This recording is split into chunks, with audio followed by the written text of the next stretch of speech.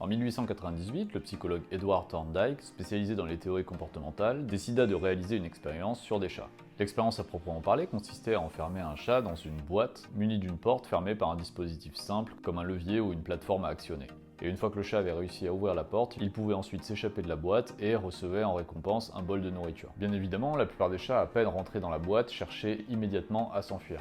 Ils passaient leurs pattes partout, ils enfonçaient leur nez dans tous les coins, ils agrippaient les éléments mobiles avec leurs griffes, et après quelques minutes d'exploration, la plupart des chats finissaient par réussir à actionner le levier qui déclenchait l'ouverture de la porte et à s'enfuir.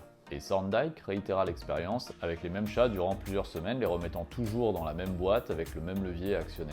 Et il finit par noter qu'au bout d'une trentaine d'essais, le comportement des chats devenait de plus en plus automatique et qu'ils sortaient de la boîte de plus en plus rapidement. Il faut dire qu'au cours des 3 premiers essais, les chats s'échappaient en général en 1 minute 30, tandis que pour les 3 derniers essais, le temps n'était plus que de 6 secondes.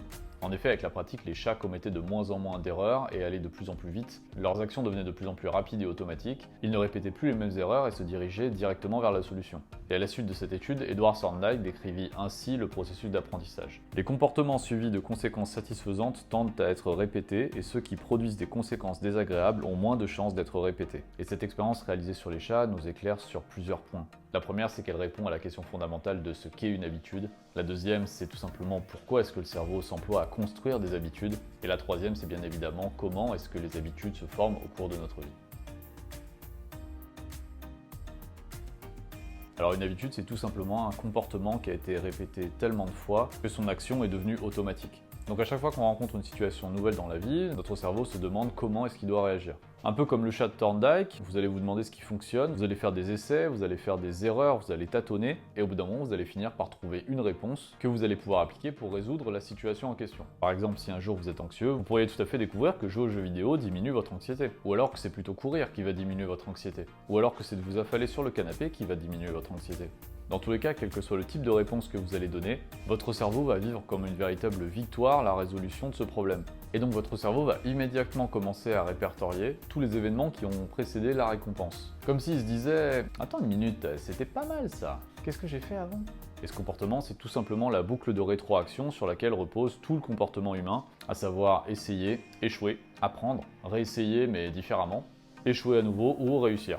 Et donc avec la pratique, les mouvements et les actions inutiles vont s'estomper, tandis que les mouvements et les actions utiles vont se renforcer. Donc chaque fois que vous vous trouvez face à un problème, votre cerveau va automatiquement chercher à optimiser ses solutions. Et donc tout l'ensemble de vos habitudes ne sont en réalité qu'une série de solutions automatiques qui résolvent les problèmes que vous êtes habitué à rencontrer régulièrement. Et donc à mesure que ces solutions elles s'automatisent, votre cerveau va être de moins en moins sollicité pour les produire. Le niveau d'activité de votre cerveau va diminuer à chaque répétition d'une habitude donnée. Toujours en ayant en mémoire les chats de Thorndike, une fois que vous allez vous trouver dans la fameuse boîte, vous allez automatiquement vous diriger vers la porte et actionner le levier pour en sortir. Donc au bout d'un moment, vous n'aurez plus tout le niveau de réflexion qu'il vous aura fallu au tout début pour découvrir la solution à votre problème. À présent, à chaque fois que vous éprouvez du stress, vous pouvez tout à fait avoir envie de courir, d'allumer votre console de jeu ou toute autre réponse que vous aurez façonnée qui diminuera cette anxiété. Et donc il faut bien retenir que les habitudes au final ce sont essentiellement des raccourcis mentaux créés par notre propre expérience. Mais maintenant qu'on sait ce qu'est une habitude, on ne sait pas pour autant comment elle se forme. Et c'est ce qu'on va voir. Dans son livre très intéressant, que je vous recommande chaudement, Le pouvoir des habitudes de Charles Duhigg, l'auteur explique les différents processus de la formation d'une habitude et comment il nous est possible d'intervenir pour tenter de changer des mauvaises habitudes ou de renforcer de bonnes habitudes qu'on voudrait installer. Donc à la base de toute la théorie des habitudes, il y a la boucle des habitudes. La boucle des habitudes, elle est constituée de 4 étapes, dont chacune entraîne la suivante et dont la dernière est censée inciter à répéter le comportement, donc à revenir à l'étape 1. Et la première étape, c'est donc le signal. Et le signal, ça peut tout simplement être un moment dans la journée, quand il est 16h, quand il est 18h, quand je rentre du travail, un état d'esprit, une émotion, quand je suis stressé, quand je suis énervé. Et cette première étape va donc vous signaler, consciemment ou non, un manque à combler ou un plaisir à rechercher, qui va donc mécaniquement déclencher la deuxième étape, l'envie. Et l'envie, ça peut être vraiment beaucoup de choses. J'ai faim, je veux me poser devant la télé et rien faire, je veux de la caféine, j'ai envie de me ronger les ongles. Et donc l'envie va mécaniquement amener à la troisième étape, l'action ou la routine, autrement dit la réalisation de l'envie. C'est le comportement lui-même, et donc l'action satisfait l'envie qui elle-même a été déclenchée par le signal. Pour reprendre notre exemple, quand je rentre du travail, j'ai faim, donc je prends un paquet de biscuits. Ou alors, quand je suis stressé, j'ai envie de me ronger les ongles, donc je me ronge les ongles. Ou encore, quand je me sens fatigué, je veux de l'énergie, donc je bois un café. Et ce qui nous amène mécaniquement à la quatrième étape, c'est-à-dire la récompense. La récompense en général, c'est pas une récompense matérielle, mais c'est plutôt une sensation positive qui a été provoquée par l'action. Le manque est comblé, le plaisir est trouvé, je suis rentré du travail, j'avais faim, j'ai attrapé le paquet de biscuits, je n'ai plus faim.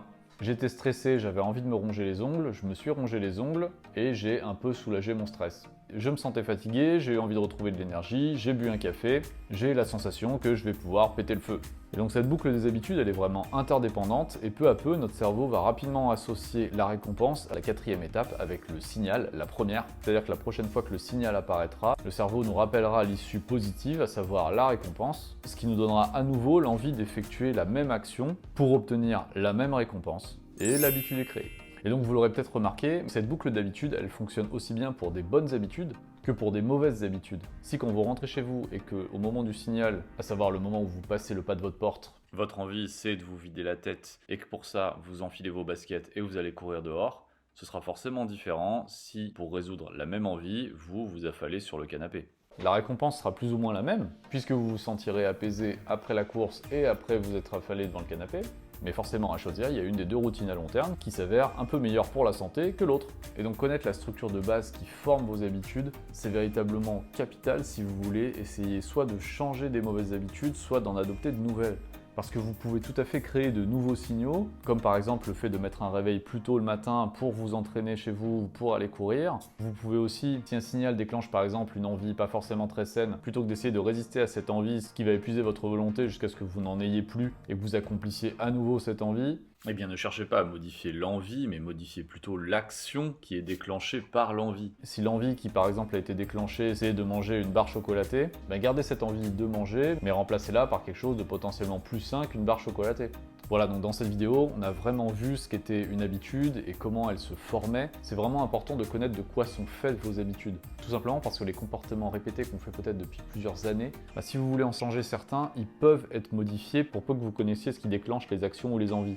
Bien entendu, je ferai bientôt d'autres vidéos dans lesquelles je rentrerai plus spécifiquement sur la manière de créer une bonne habitude ou de briser une mauvaise. Et à chaque fois, je repasserai par cette boucle d'habitude, donc c'est vraiment important de la connaître.